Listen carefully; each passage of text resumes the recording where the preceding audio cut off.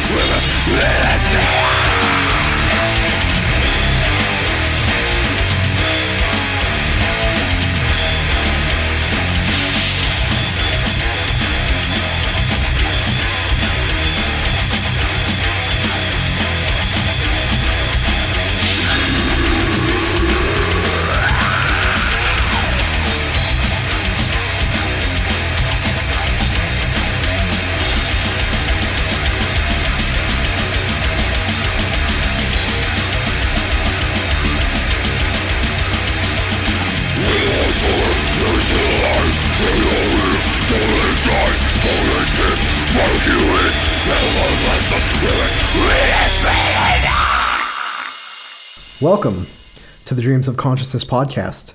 If you'd be so kind, would you mind introducing yourself? Hello, this is Kurwa Doktor from Cannibal Accident. That's not my real name, but that's the name you all should know. We are a Finnish grindcore band, and we are soon about to release our fourth album called Nekrokluster, and that's why I'm here, I suppose. And what part of Finland are you guys from? We are from the southern part, from a city called Turku, which is in a global scale, it's a small town, but in a Finnish scale, it's like third biggest. Big enough for us, small enough to stay sane. Now, as you mentioned, Cannibal Accident plays grindcore. What would you say makes Cannibal Accident unique? I would say, of course, we acknowledge our influences, which are in the old school grindcore death metal, like old Napalm Death, Carcass, Repulsion, and even some punk rock, thrash metal, mosh part kind of crossover things. And we have never said that we are playing any unique style or inventing the wheel or whatever. We are too old for that. But the thing is that we try to make our songs and our live shows and albums as kind of as memorable as possible. As you can I think in each of our songs you can find some hooks or catchy parts, even if the general like tempo is quite fast sometimes, but we have always been focusing on making the songs like tight and memorable and not boring. Yeah. And of course, with the use of two vocalists, which has been since the band became a real band, is a bit different compared to others, because we always arrange the vocals and lyrics and stuff like that to keeping in mind that we have two different vocalists, and we can do a bit more variations on the vocal parts because of that, compared if you had only one guy. So we have double lungs in the band, so so it gives more possibilities arrangement wise. Yeah, the double vocalist approach is quite unique. Do you handle the high vocals and the other vocalist handles the low vocals? Yeah, I do the screams and girly parts, and he makes the grunts, which like the more like the vacuum cleaner type of, or big squeal, not big squeal, but you know, those inhuman low voices, because he has so unique low voice. I have listened to his vocals in previous bands, like many years ago, before we were in the same band. We knew each other before, and we have been in the same gigs, local gigs, seeing other friends' bands and so on. And we were quite impressed about his vocals, and actually he got to join the Cannibal Accident first, and also then I was also asked to do some session vocals in the beginning, but then after a short while we got the whole lineup. First it was only just a project for a studio and some like excuse for excessive drinking. So you mentioned the mosh parts in Cannibal Accident. Are the mosh parts important to the band style? Yeah, that's really like I said in the beginning. It's something that we try to make the songs also catchy and memorable and enjoyable also for the people who have never heard our music before, or even people who might not like the really fast grindcore, like this hyperblast type of drumming and extra ultra fast shredding, you know. But that's also becomes more and more difficult to maintain the level of like memorable and good mosh parts, because we have almost like 100 songs already.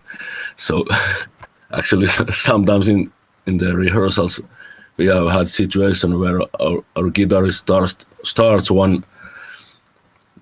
a mosh part, and it's actually another from another song. So like they are sometimes quite close to each other, those riffs. But like I said, we are not inventing the wheel again. But yeah, we want to keep the mosh parts and the crossover type of and hardcore type of catchiness in our songs, aside with the death metal and grindcore brutal stuff.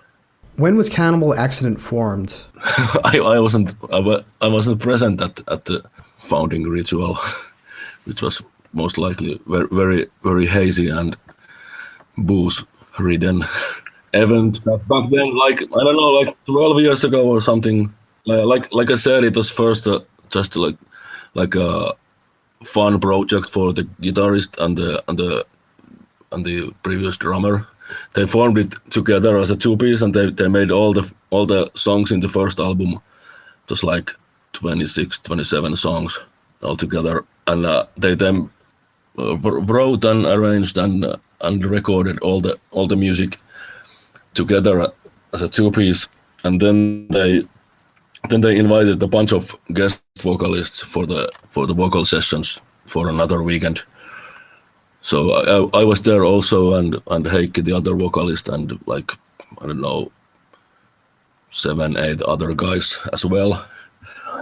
So you can imagine it was quite chaotic, and lots of different fluids were thrown down our throats, so to speak. But it was, and that was supposed to be like it's only like a studio project and with only session vocalist and that's it. But then I think it was because there was a chance to play a show in our hometown supporting Nekrokluster, the legendary grindcore band from Belgium. And I heard about that show like a few months before it was supposed to happen and told the guys that they were asked to play there. So they needed to find a bass player for the show and also a vocalist. So in the end, they found our first bass player, and the first show was made with 7 or 8 different vocalists. We were there like lining up by the stage, waiting our turn to do 1 or 2 songs and then fuck off from stage. And after that, the band began to form to like a real band with the solid lineup. So the show that you're talking about with Nekrokluster, was this before or after the first album came out? I think it was after. Not much after, but I don't remember the the timelines. I should have our own biography in front of me or something. Yeah, but it was somewhere around there. Yeah, like I think it was released, but it was only like 50 copies burned to a CDR. You know, very limited DIY type of release. But it might be possible that it was before also. But I would bet a bit more that the album was before than the show, but whatever. So did you perform on that first album? Yeah, there was like, most of the songs were, because the band didn't have any other songs. We did some cover songs like Twisted Sister, Stay Hungry, which is very cannibalistic theme. and some other covers, I think, but most of the songs were, I think it was probably the whole first album with all the guys who were, almost all the guys who were singing also on the album, like 30 minutes, and that's it. So do all the songs follow this cannibal theme? No, it would be quite boring and repeating itself. But of course, in the beginning, especially, we tried to find all possible kinds of aspects regarding that theme, different ways to eat a human. I think we have missed quite many, but we have figured out some special ways anyway.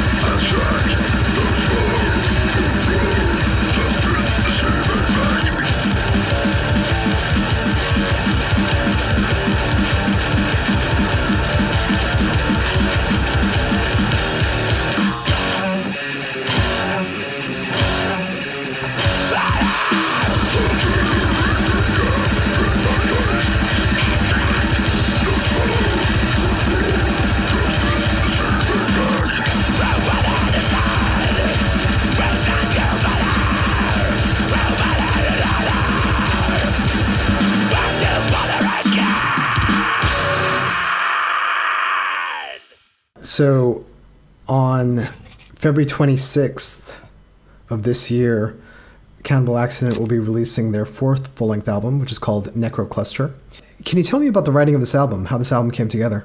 Yeah, it actually began already 3 years ago or something. Our previous album was released in 2017, and after that, our guitarist already had some new riffs and songs and parts and beats for the upcoming stuff. But I think there was also some kind of maybe at least he told that he had some kind of he got a bit tired to write all the songs by himself, because he had done it since the beginning, and there were maybe 70 songs already written in less than 10 years. So, but our new bass player who had joined us back then showed a lot of interest to write songs also. So he came up with something like 30 or 40 song, not the complete songs, but suggestions that would become songs someday. So that was the foundation of the album, which is now ready, and from those days there have been a lot of rearrangement, dropping off parts which are not good enough, deleting whole songs, and together they had almost 50 more or less not so ready songs, but so we had to do a lot of cutting off from those, because there was also a lot of bad, really bad, or just not so Cannibal Accident type of stuff. But our bass player got into the the mood which is necessary to write the kind of songs that we like to go ahead with. So in the end, I think in this new album we have half of the songs is probably originally from the bass players, those dozens of different songs, and half of them are from the guitarist. So that was quite a long process, and we actually recorded the album already back in the summer of 2019. And the next half year, 6-7 months after that recording session, we were not very active regarding the mixing and mastering of the album. So it was really slow process after we finally got the album even mixed properly. And then in the beginning of last year, exactly about 1 year ago, we started to approach different labels, and we had the album mixed and mastered, and we had the whole package to offer, like we have done actually before. But then not many labels were interested. Of course, some were interested too, with the deal that was not really acceptable. So, but in the end, I don't remember when we got the reply from Time to Kill. Maybe it was sometimes in early spring last year or something. They showed interest in that, and we knew some bands from their roster. Most of them were like never heard, but we listened to them and were like, okay, we could fit there because they have some grindcore and some brutal death metal stuff, but also something else. It's not just like a brutal gore slam death metal dedicated label only. And we had actually one local guy and his band had also recorded one album for them, so he was like recommending them also. And it took quite a while to come up with the final contract and whatnot because of the fucking COVID thing. The label wanted to delay and postpone the signing of the contract until autumn or something, because they told that they don't have any possibilities to release the album that year, like in the last year. And we were okay with that. We said, oh, no problem. It's like your schedule, and we go with that. Go. So then we finally closed the deal like a few months ago, and now we're here. How would you compare the songs on Nekrokluster to your previous albums? Well, the first and the biggest difference is that of course the thing that our bass player has written some songs also, so the songs are not written only by one guy, like musically speaking, and he has brought some, or actually quite a lot of the like death metal influences to our music. We have some songs which are quite a lot of, at least in my opinion, quite a lot of influences from like the old school American death metal, but not like not the technical side, but the more like mid-based brutal type of, like, I would say, like some old Immolation or Dayside or something like that. And it's definitely the most death metal sounding album, also like the sound wise, and also regarding the riffs and arrangement and compositions. But of course there is the grindcore crossover mosh part type of riffs and parts and songs, which is what we are basically about anyway. But it's the most death metallic release, at least in our scale. Somebody would call it only punk, but I don't care. The album was recorded and mixed at Ansa Studio by members of the band Mors Principium Est, Timo Heinola and Jori Hokio. I'm probably not pronouncing those names correctly, but yeah, it's okay. How did they get involved with recording the album? Why did you choose to work with them? Yeah, it was actually also our bass player who knew Teemu personally, because he had also played. He has actually, they are both bass players, and they have both played in Mors Principium Est as bass player. They have like switched places there whenever the other is not cannot attend some gig or tour, the other goes. So it's like they are both like the hired guns for that band. So he knew Teemu and actually the studio also before, because he had recorded his previous band there years ago. And nowadays the studio is not so, he's not doing it professionally anymore. So there was like more, it was easy to find one week or so which we spent for the recording. There was no hard schedule for anyone. Yeah, that was just something that our bass player Joni he just suggested that we could use that, because previously we had basically recorded everything except drums on our own, and sometimes also the drums on our rehearsal place and just renting or borrowing better microphones from our sound guy friends.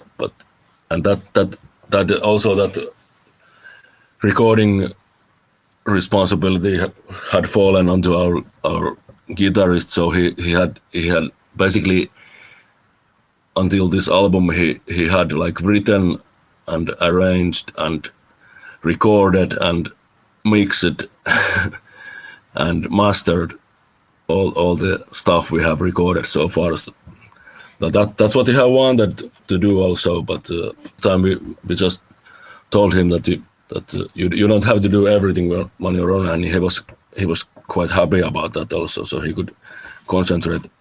He could concentrate on the recording at the studio sessions, and when he had recorded his parts, he could concentrate on drinking. So he didn't have to take care of the recording of the other instruments or the vocals or whatever, so he could just party for the rest of the week. Was the choice to work with Teemu and Jory mostly to take off pressure from your guitarist? Yeah. That was one main reason as well, and also to finally record everything in a real studio, because like I said, we have previously the process was like this. We would record guitars and bass and drums on our rehearsal place with some microphones we have borrowed, or the drums were recorded in a studio, but everything else was recorded in rehearsal place or at home or wherever. The music was recorded at one time and in maybe one or two places, and the vocals were recorded during one weekend, like maybe many weeks after that, again with lots of guest vocalists and other hangarounds and friends of course, but now we just booked, I think it was like 8 or 9 days from Ansa studio. The bass player, guitar player and the drummer went there first for the first 3 or 4 days. They recorded their parts, and then we came there. Then we joined them with Heikki, the other vocalist, the next week, and did our parts in 2-3 days.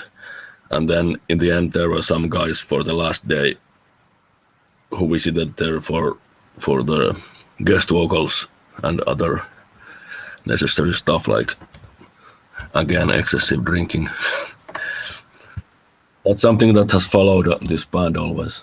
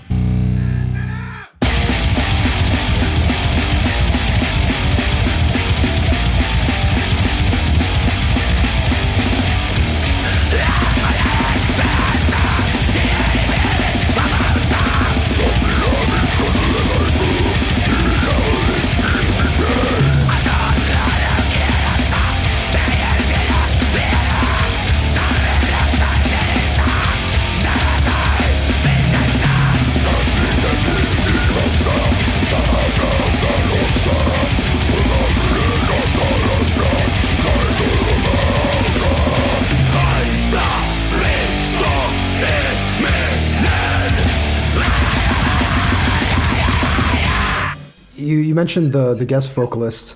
Tell me who the guest vocalists are. Yeah, there are guys who are our friends and from the bands we have played with. For example, Jani from Inferia, which is old grindcore band, Porn Grind, they call it, since 1989.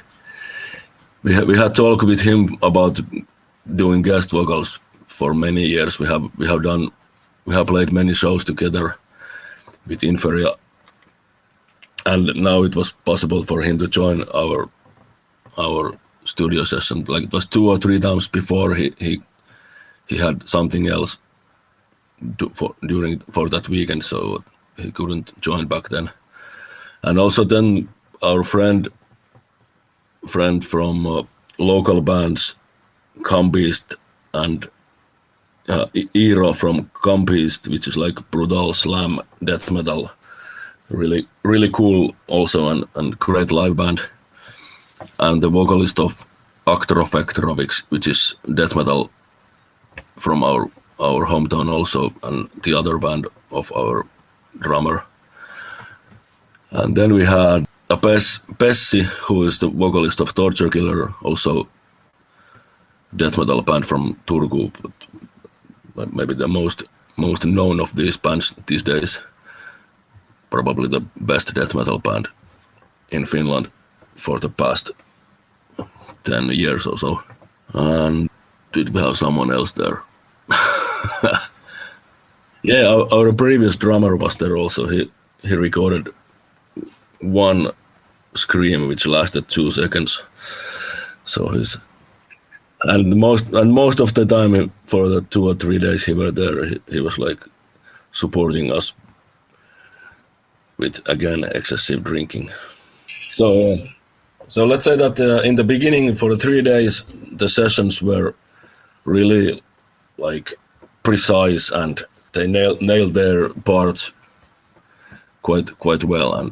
But when the bass player, guitarist, and the drummer had done their job, then they were like they started to party, and we tried to mingle there with the other vocalist, trying to get our parts recorded, while they were like shouting in the microphone, "You suck, do it better, you fucker." Well, not exactly like those words, but you can imagine when people get drunk and they cannot concentrate anymore. A few times we had to drive them away from the recording and mixing area to the other end of the building.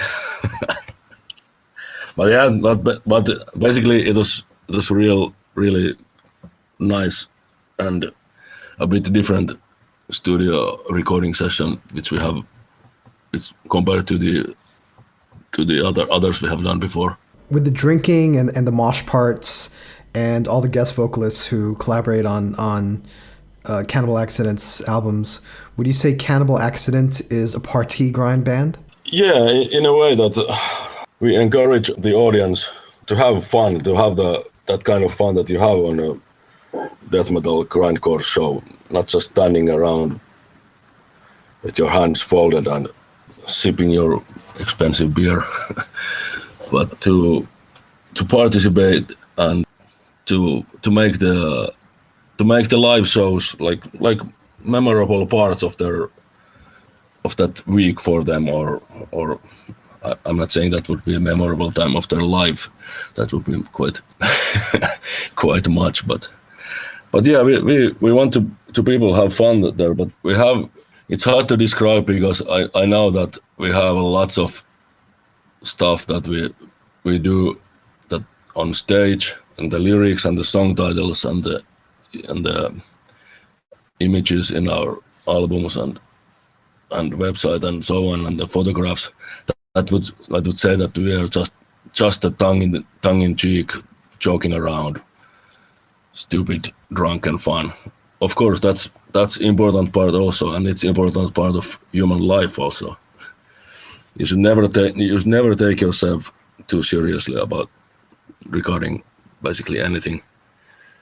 But then again, we are not messing around with the music or with the arrangements. Then we want to keep the songs the arrangements and the what we record and what we publish as well done and well thought as possible. And of course there are lots of stupid or childish or immature themes in our songs, but but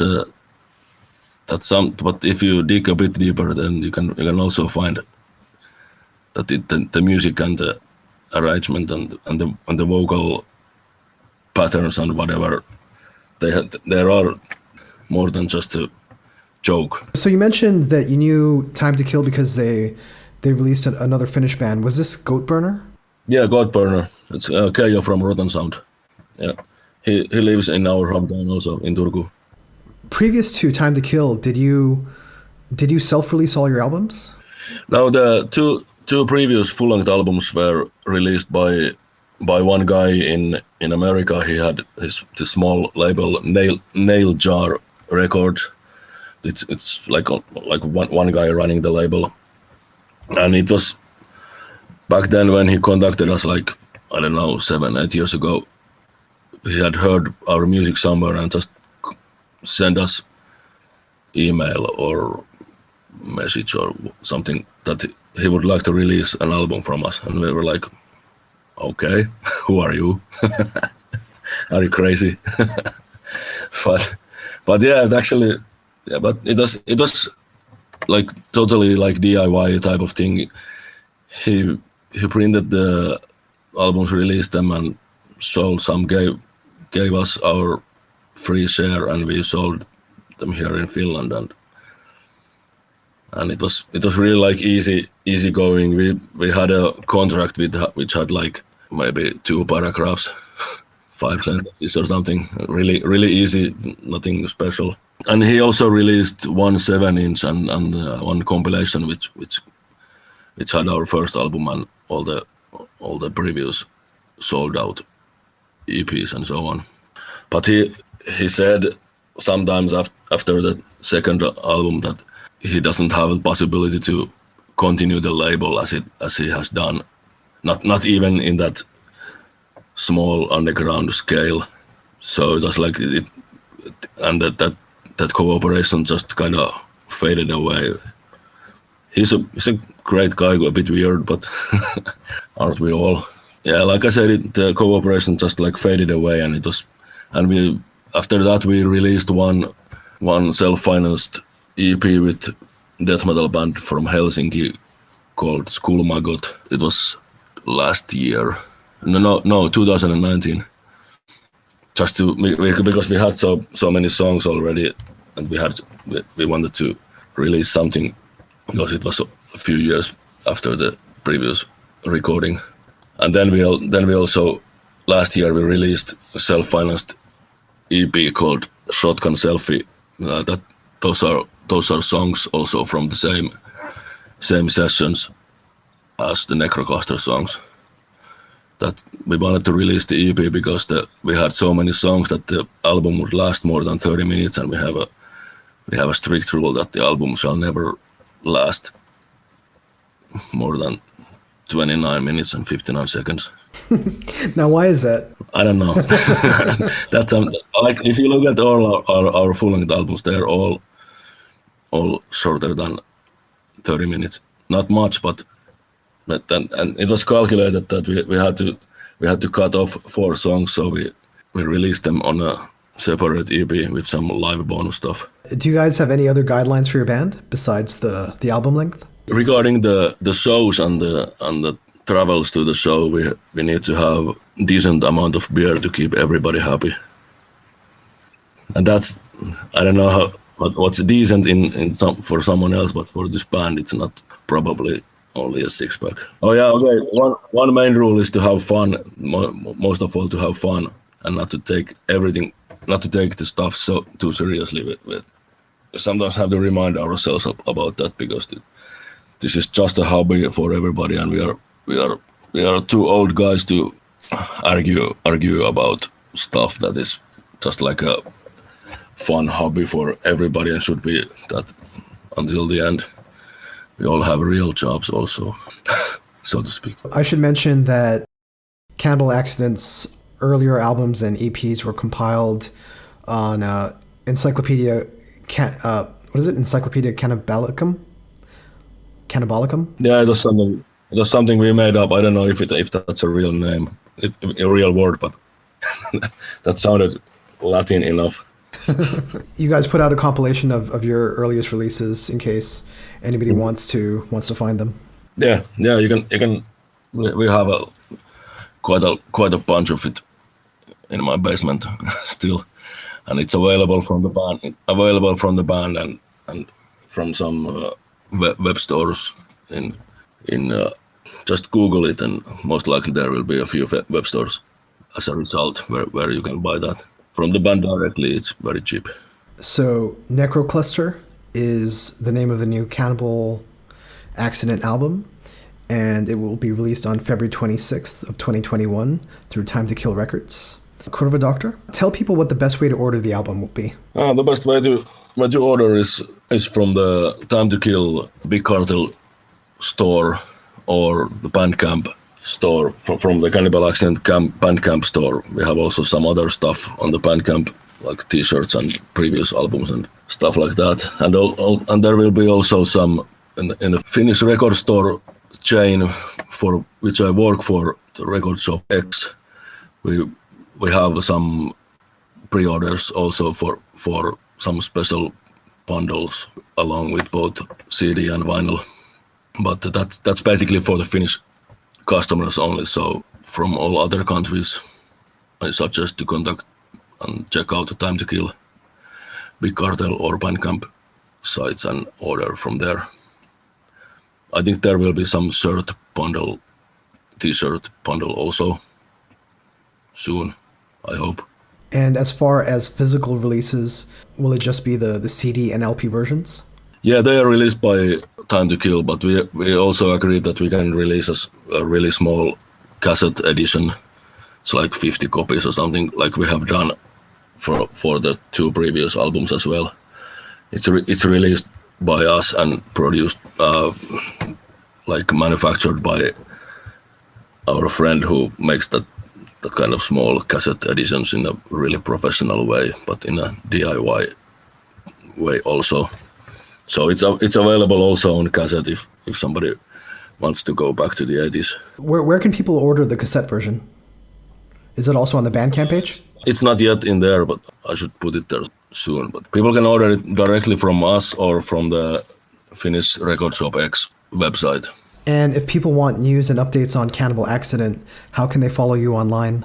On social media, we have a Facebook site and a Facebook group. I don't know what's the difference anymore with those, but we have those both. And also Instagram, where we post also the most relevant news. And on YouTube, we have our own channel also, where we publish all the music videos and also some live stuff. And actually, when we got some shows cancelled because of COVID, we recorded one like short live show on our rehearsal place and put it on YouTube, so you can find it there also. It's very educative. Now, are you guys planning on doing any other live shows or rehearsal room shows for the release of the album? We would like to do live shows as much as possible, but it's not possible at the moment, unfortunately. We had luck that we could play twice last autumn when we had in Finland, when we had like the COVID situation was not so serious, but it was quite lame in the end compared to the like normal times, because not so many people showed up, and we had to play really early because the venue had to close like 3 or 4 hours earlier than normally. But yeah, I don't know about the rehearsal live shows, because it's like it was fun to do once, and to be honest, the sound quality is not. We cannot record it so professionally that the sound quality would be like very satisfying. It was cool, nice, drunken fun to do one time, but I don't know who wants to see us on the at the rehearsal place, screaming and drinking. Not to talk about if somebody would like to pay for that. No one. I mean, maybe just a few songs to promote the album or something like that. Yeah, that would be easy to arrange, but like I said, it's the sound quality type of that's not impossible. I wouldn't say that, but of course it would be nice to go to some like a real professional live stream studio to do that like the bigger bands do, but we don't have money or possibilities to do that. So, but yeah, maybe some few songs would be possible in the end of this month when the album is released, just to show the people that we are still kicking somehow. That'd be cool. Is there anything else you want to say? No, okay. Now when it's not possible to go to shows for an unknown time from now on, except in New Zealand, which is quite far. So I really like to point out that for bands like us, small bands like us, that we are not doing anything for the profit or for money, but basically the live shows are the source where we get the response from the fans. Like first and foremost from the audience during the concerts, and to get the great atmosphere and the feeling and see the people bleeding. That's happened sometimes also in the mosh pits and so on. But also the main source of income or to keep some low budget for this band is at the shows where people buy t-shirts and stuff like that. So I would suggest everybody that wants to support any bands, not just our band, to Google your favorite band's Bandcamp or whatever, if they have their own store, and buy something to support, to show the support. I would buy the physical albums or digital albums or merchandise or whatever they are selling these days at the band's own sites, the labels, web stores, and different record stores around the world. No one can sell anything at the concerts at this moment, so the support is needed, at least somehow in a virtual way. Thank you very much.